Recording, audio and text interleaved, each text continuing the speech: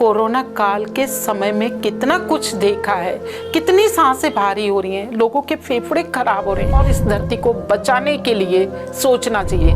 मैं ये मानती हूँ, क्या ये केवल मेरी एक अकेले की जिम्मेदारी है या कुछ चंद लोगों की जिम्मेदारी है? नहीं, यह हम सबकी जिम्मेदारी है दोस्तों, सबकी जिम्मेदारी है। मैं प्लांट लवर हूँ और मुझे ऐसा कहने में बड़ा फक्र महसूस होता है।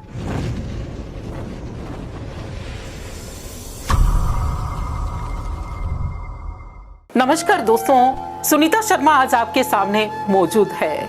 जी दोस्तों, सभी की अपनी जीवन यात्रा होती है, मेरे भी अपनी जीवन की यात्रा है।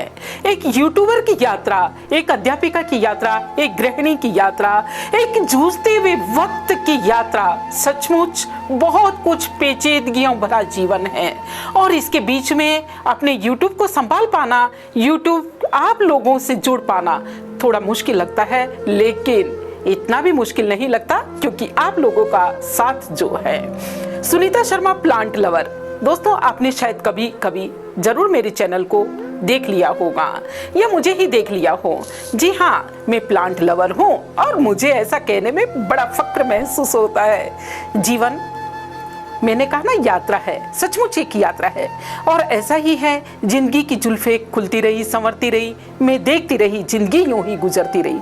जी हाँ, एक वक्त होता था जब मैं मध्यम वर्ग से उच्च वर्ग में थी और बड़ी शानो शौकत से जीवन जीती थी।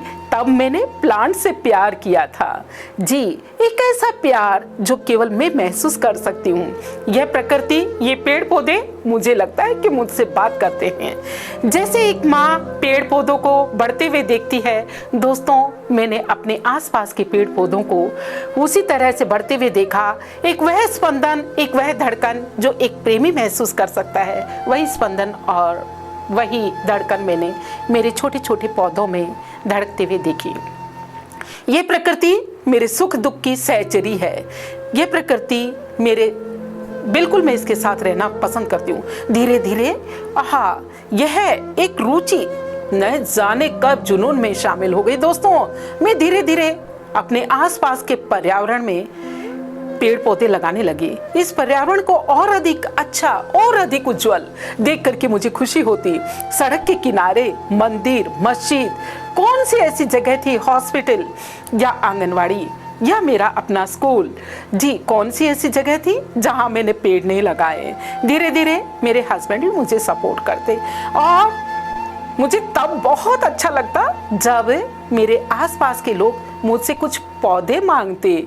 मैं उनके लिए बीज सुरक्षित रखती, बीज बनाकर रखती कि मैं मेरे दोस्तों को दूंगी। और मौसम जैसे ही आता दोस्तों, बस पूछिए मत कि मेरे अपने दोस्त कभी बीज मांगने आते, कभी कोई पौधा मांगने आते, कभी किसी औषधीय पौधे के गुण जानने के लिए मुझसे फ़ोन करते। और ऐसा ही तो होता है, यूं ही हमारा मनोबल बढ़ता है। बढ़ते बढ़ते इतना बढ़ गया दोस्तों, गिलोय की जो है हमने 800 बेलें सड़क के किनारे लगा दी या उन जगह पर लगा दी जहां लोग अप्रोच रखते थे और धीरे धीरे हमें बहुत अच्छा लगने लगा। धीरे धीरे मेरे हस्बैंड भी सपोर्ट करने लगे और बहुत ही अच्छा लग रहा था। उन्हें इतना अच्छा लगा कि हम मुफ्त में नर्सरी से पौधे खरीदते दोस्तों, क्योंकि वक्त ज़्यादा नहीं होता था। नर्सरी से पौधे खरीद करके कोई भी उत्सव होता, किसी के यहाँ किसी के मकान का मुहूर्त होता, किसी के बच्चे का ही जन्मदिन चाहे क्यों ना होता, हम बस पौधा लेकर के पहुंच जाते ये उनके घर में लगाने के लिए। बड़ा अच्छा लगता था उसकी देख रेख करना। उनसे मिलने से पहले जब हम कभी जाते तो दोस्तों उन पौधों से मिलना चाहते थे। हमें बहुत अच्छा लगता था इन पौधों की यात्रा करते करते। और एक और शौक था, कुछ कहा ना कि हाँ, जीवन को सफल बनाने के लिए एक जुनून सा छा गया था। और इसी बीच में बस रविवार पर भी मेरा अपना हक क्यों, मैंने परिवार से एक जिद सी कर ली कि मैं 6 दिन अपने स्वार्थ के लिए जीती हूँ, 6 दिन मैं आप लोगों को कमा कर खिलाती हूँ, लेकिन 7वें दिन पर यानी जो रविवार है उस पर मेरा अपना अधिकार है। और उस अधिकार को पाने के लिए दोस्तों मैंने पता है क्या करना शुरू किया, शनिवार को ही अपने रविवार की जो एक गृहिणी के काम होते हैं वो मैं मेरे घर में निपटा लेती थी।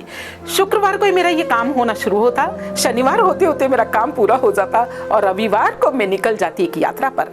कौन सी यात्रा? जी दोस्तों, उन गरीब लोगों से मिलने के लिए जो बेचारे मुंझे हुए से पड़े हैं, जो दर्द रखते हैं, उनसे कुछ उनका हाल चाल जानने के लिए, चाहे मुझे इसके लिए किसी हॉस्पिटल में जाना होता या किसी पेड़ के नीचे बैठ करके कुछ बच्चों की टीम को कुछ सहयोग देना होता। धीरे धीरे करके मैं ब्रह्मा कुमारी ईश्वरीय विश्वविद्यालय से जुड़ गई, वहाँ से भी मुझे थोड़ा बहुत सहयोग मिलने लगा। दोस्तों, वो खाना लेकर के आते, मैं बच्चों को पढ़ाती, कुछ मैं लेकर के जाती, कुछ वो देते और बड़ा अच्छा लग रहा था। लेकिन यह सब एक कहते हैं ना नशा होना, मुझे नशा हो गया। ऐसा करते करते बड़ा आनंद आ रहा था, मैं चल नहीं रही थी, मैं उड़ रही थी दोस्तों अपने इन सारे रुचियों के साथ, इन सारे शौकों के साथ। लेकिन अफसोस कोरोना काल में थोड़ा सा हमारा बिजनेस एकदम डाउन हो गया। बिजनेस डाउन होते ही कैसा शौक, कैसी रुचि। जब व्यक्ति के सामने दोस्तों अपना ही खर्चा चलाना मुश्किल होता है तो एकाएक वह उस हाल पर आ जाता है कि वह कुछ कह नहीं सकता। ऐसा ही मेरे साथ भी हुआ। जिन स्कूलों के अंदर मैं बच्चों को यूनिफॉर्म दिलवा देती थी, स्वेटर दिलवा देती थी, मेरे विद्यालय में कोई बच्चा नंगे पैर नहीं आए, ऐसा सोच करके मैं जूते दिलवा देती थी। उन अब मेरे अपने लिए मुझे व्यवस्था करना भारी पड़ने लगा। ऐसे समय में क्योंकि हम लोगों ने बिजनेस को संभालने के लिए लोगों से उधार ले लिया था दोस्तों, और उस उधारी को चुकाने के लिए मेरा पेमेंट भी चला जाता था। शायद आप मेरी दर्द को समझ सकें। मैं ज़्यादा तो क्या समझाऊं, लेकिन जिस पर बीतती है वह अच्छी तरह से जानता है। और मैं शिक्षिका होने के नाते ज़्यादा कुछ नहीं कहूँगी, लेकिन मैंने इस दर्द को बहुत अच्छी तरह महसूस किया। मैं अब मध्यम वर्गीय भी नहीं रही, मात्र बचते थे 3-4 हज़ार रुपये, उसके अंदर मुझे अपना घर चलाना होता था। बड़ा मुश्किल था दोस्तों। मैं नहीं चाहती थी कि मेरे घर के दरवाजे पर कोई आए और इस भावना से दरवाजा खटखटाए कि कुछ लेना है। ऐसे के अंदर मेरे मन के अंदर एक विचार जगा। विचार ये था कि तू कुछ कर भी तो सकती है। ट्यूशन मुझे नहीं पढ़ाना था क्योंकि वह लीगल नहीं है गवर्नमेंट एम्प्लॉय के लिए। विचार आया कि जब मैं एक अच्छी संस्था के अंदर ब्रह्मा कुमारी ईश्वरीय विद्यालय में राष्ट्रीय स्तर का पुरस्कार ले सकती हूँ, तो क्यों नहीं मैं यूट्यूब पर कोई चैनल ही खोल दूँ। और वो चैनल खुल गया दोस्तों। कुछ तो पैसे की भी आवश्यकता थी, मैं उसे नकारूंगी नहीं, कतई नहीं। लेकिन साथ साथ में धीरे धीरे मुझे लगा, अरे चैनल खोलना है तो मुझे गार्डनिंग का, हाँ क्यों मैं अपने दोस्तों को ही केवल पौधे दूं, क्यों मैं उन्हीं के घर ही जाकर के बायो एंजाइम बनाना सिखाऊं, वर्मी कंपोस्ट या किचन से बनने वाला कंपोस्ट बनाना सिखाऊं। दोस्तों, मैंने तो एक नया कुछ सिलसिला शुरू कर दिया। अब मैं बनाने लगी, अपने घर में भी मैंने गार्डन लगा लिया और साथ ही साथ में अपने जो है साझा करने लगी इस तरह के विचारों को कि कंपोस्ट कैसे बनाएं, किचन में निकलने वाला कचरा हमारे घरों से बाहर बिल्कुल भी नहीं जाए। अब मेरा यही रहता है कि घर से निकलने वाला किचन का कचरा बिल्कुल भी बाहर नहीं जाए, उसी का मैं कंपोस्ट बनाती हूँ और अपने दोस्तों को भी देती हूँ। और इतना ये सब काम इतना अच्छा है कि बहुत ही मुझे बहुत अच्छा लगने लगा। तो पेड़ पौधे जो मेरी जान है, मैं ये कहूँ कि मैं आज जो भी कुछ हूँ वह मेरे पेड़ पौधों के कारण हूँ। दोस्तों, अगर आप मेरे चैनल को आगे बढ़ाना चाहें तो मैं ये कहूँगी कि एक पर्यावरण को आगे बढ़ाने जैसा होगा, क्योंकि मेरे पास पैसे बचेंगे तो ज़रूर वो मैं पेड़ पौधों में लगाऊंगी, आसपास में लोगों को साझा करूंगी, सड़कों के किनारे लगाऊंगी, उन्हें सींचूंगी अपने बच्चों की तरह। और साथ ही वो बच्चे जो इंतजार कर रहे हैं कि मैडम कब रविवार को वापस आएंगे और हमारे लिए कुछ सौगात लाएंगी, जैसे कि लाया करती थी। बड़ा दर्द होता है जब देखती हूँ कि लोग पेड़ लगाने के बजाय पेड़ काट रहे हैं। वास्तव में इस दर्द को दोस्तों मैंने समझा है। मैं नहीं चाहती कि लोग पेड़ काटें अपने निजी थोड़े से स्वार्थ के लिए। लोगों में पर्यावरण के प्रति जागृति हो, इसका संदेश मैं चाहती हूँ कि एक एक व्यक्ति तक पहुँचे। हर व्यक्ति को अपने घर में चाहे छोटी जगह है उसमें वह पौधे जरूर लगाए। पेड़ नहीं लगा सके तो वह पौधे लगाए। कहीं भी अगर उसके घर में जगह नहीं है, घर के आसपास कहीं ऐसी जगह है जहां वह पेड़ लगा सकता है, तो दोस्तों जरूर पेड़ लगाएं। ये भावना मेरे मन के अंदर थी और YouTube से जुड़ने का भी मेरा एक ये भी बड़ा मकसद था कि लोगों के अंदर पर्यावरण के प्रति जागृति आए।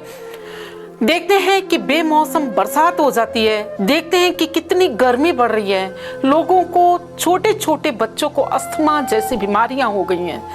हम लोगों ने कोरोना काल के समय में कितना कुछ देखा है, कितनी सांसें भारी हो रही हैं, लोगों के फेफड़े खराब हो रहे हैं। दोस्तों हम सब जब ये जानते हैं सच्चाइयाँ, तब तो हमें जाग ही जाना चाहिए और इस धरती को बचाने के लिए सोचना चाहिए। मैं ये कहती हूँ कि मैं इस धरती के ऊपर अगर इस प्रकार का काम करूंगी तो उसके लिए एहसान नहीं करूंगी या किसी और के लिए नहीं, बल्कि अपने सांस से बचाने के लिए करूंगी।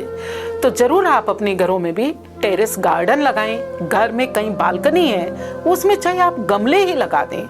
जरूर कुछ औषधीय पौधे भी लगाएं जो आप अपने हर्बल पौधे होंगे तो आप अपने घर पर भी काम लें। तो जरूर लोगों को छोटी छोटी जगह को चुन करके पेड़ पौधे लगाने चाहिए और इस धरती को बचाना चाहिए।